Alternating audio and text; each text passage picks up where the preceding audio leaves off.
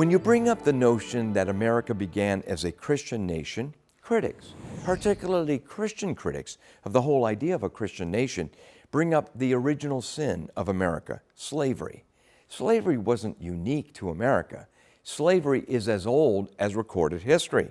The founders grappled with the issue of slavery and decided that it was best to unite the country first and later solve the issue of slavery. They even outlawed the slave trade within 20 years of putting the Constitution in effect.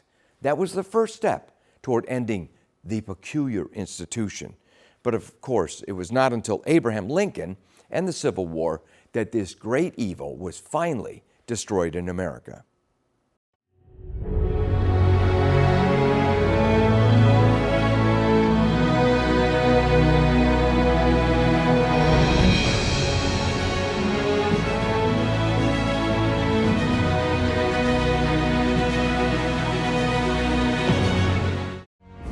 Certainly one of the biggest blights on the United States of America was mistreatment of the African Americans.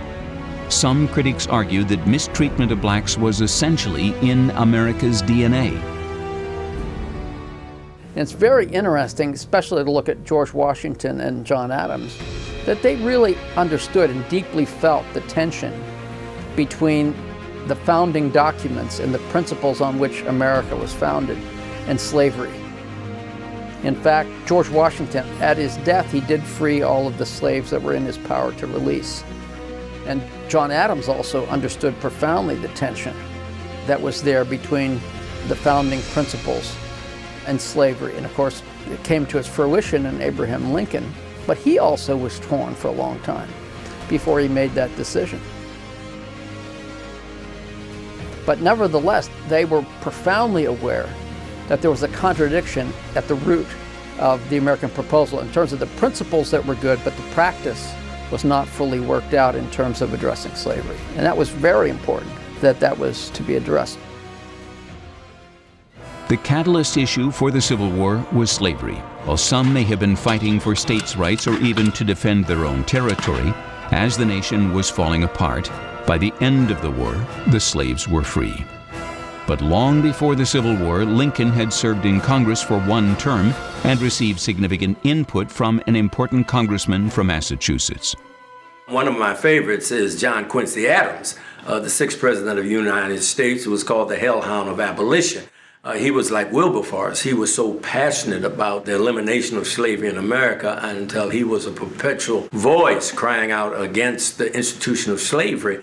But he wasn't a lone voice. He was among numerous individuals who said that slavery was a contradiction to their all men are created creed. John Quincy Adams, sixth president of the United States, is the only president to ever go from president to Congress. Everybody used Congress as a stepping stone to the president. He stepped back. What was his reason? He wanted to make sure that slavery ended.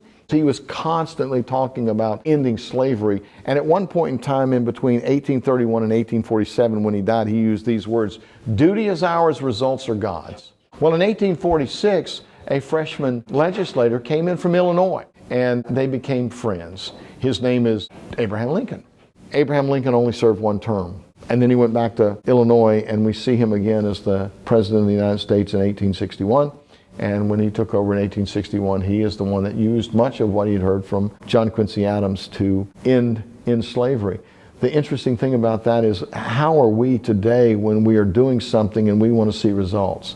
John Quincy Adams never saw the results of what he did, and for 16 years he tried to end slavery, did not see the results. 14 years later, after his death, slavery is now in the process of being ended through the war. Lincoln was the great one in understanding how the Declaration and its views of freedom and justice and equality were basic to America and appealing to that.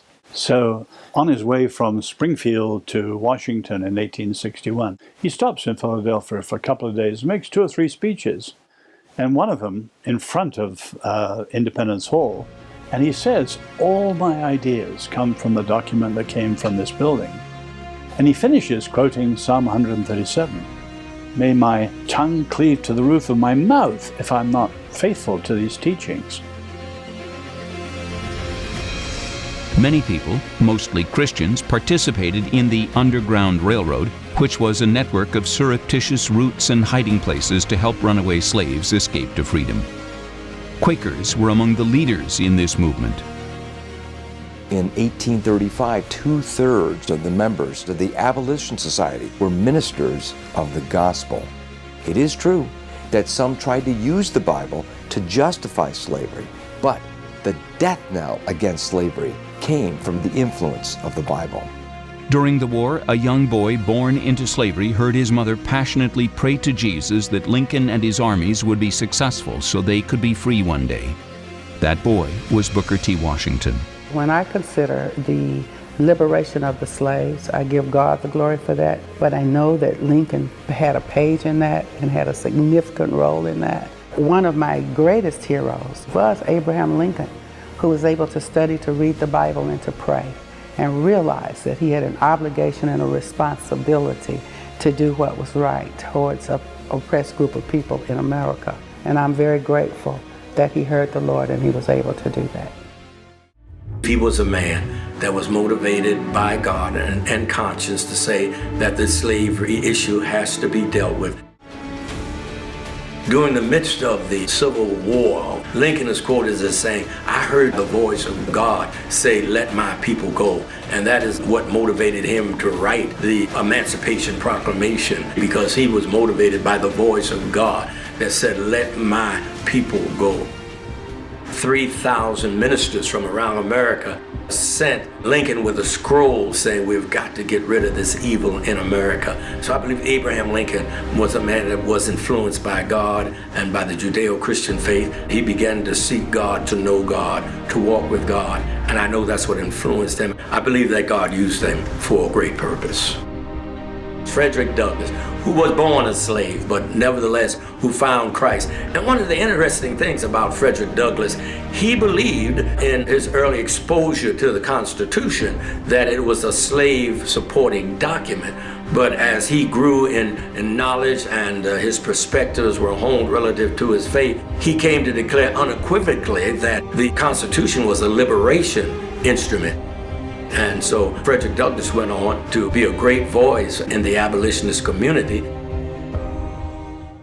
And yet, for nearly a century after the Civil War, blacks were routinely oppressed in America, particularly in the South under Jim Crow laws, treating African Americans like second-class citizens, separate but far from equal.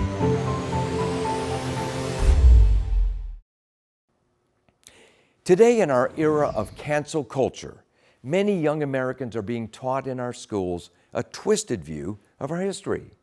You would think that America invented slavery. We did not. One leftist curriculum, the 1619 Project, actually taught that the American Revolution was brought about by the Founding Fathers for the very purpose of defending slavery. That is so untrue. And in fact, the 1619 Project had to retract that part of their curriculum because that lie was so egregious. As Americans, we can all agree slavery was an ugly chapter in our history. Thank God for Abraham Lincoln and the 700,000 or so Americans who gave their lives in the Civil War, a cataclysmic event which did bring an end to slavery in America once and for all. For Providence Forum, I'm Dr. Jerry Newcomb.